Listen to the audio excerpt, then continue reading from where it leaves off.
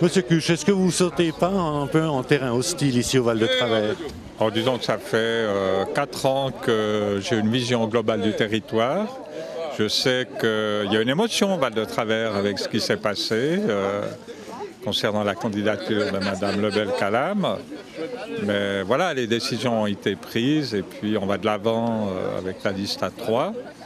Et on en tirera des enseignements pendant 4 ans, vraisemblablement. Vous n'avez pas une crainte que ce pari un peu risqué des socialistes de vous associer malgré tout ne conduise à une perte de la majorité de gauche? Bien, c'est difficile aujourd'hui d'évaluer ce qui peut se passer. Et je pense que c'est ouvert. Ouais. Le résultat du scrutin, ça reste ouvert. Mais je ne peux rien vous dire de plus. Je n'ai pas fait des analyses fines. Ce n'est pas tellement dans ma tendance aussi d'évaluer par rapport à des probabilités. On va de l'avant. Tout de même, vous êtes sorti 11e sur une liste de 30 personnes. Aujourd'hui, on vous retrouve quand même en 3e place sur la liste commune. Est-ce qu'il n'y a pas une perversion quelque part un peu de la volonté populaire?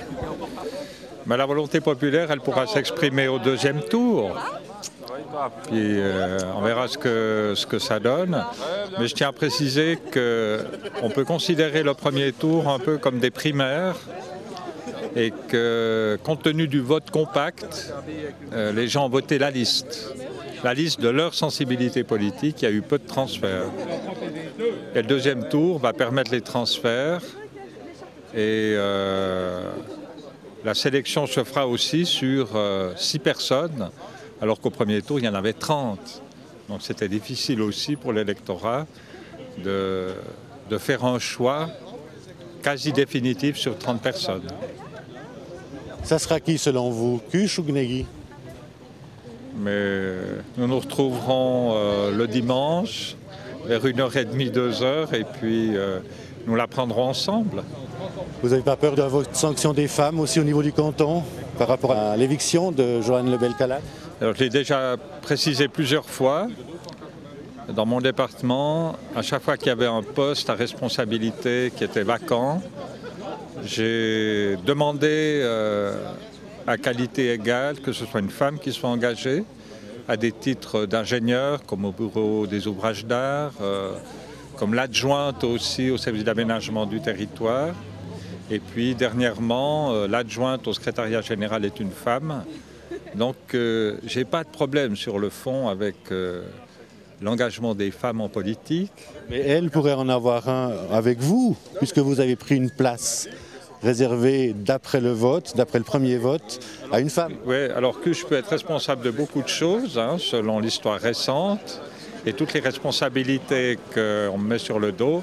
Mais je tiens quand même à préciser que c'était une décision des partis de sensibilité de gauche et que c'est pas, et ce serait m'accorder des pouvoirs démesurés, c'est pas Fernand Cuche tout seul qui a dit j'y vais et qui a écarté les autres. Je ne m'attendais pas à perdre autant de voix, mais je tiens à préciser ici que j'ai été victime aussi, lors de la première partie de la campagne, d'un dénigrement assez ciblé sur ma personne, qui a été sans suite au niveau des vérifications. Quand on disait que je ne fous rien, il est à mi-temps, il est payé à plein temps, les dossiers n'avancent pas. Le bilan démontre que du travail s'est fait, du bon travail dans ce département.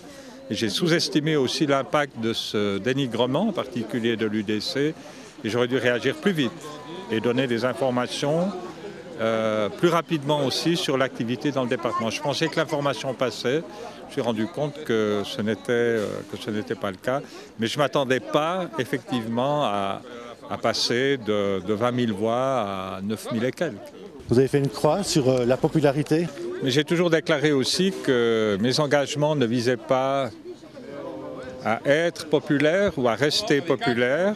Lorsqu'on est en responsabilité dans un exécutif et que l'on considère qu'il y a des décisions importantes qui doivent être prises pour la biodiversité, pour lutter contre le réchauffement climatique, j'ai voulu maintenir ces engagements. Ça a quelques aspects impopulaires dans l'immédiat, mais mon engagement, c'est un engagement pour la durabilité et je continuerai dans ce sens-là.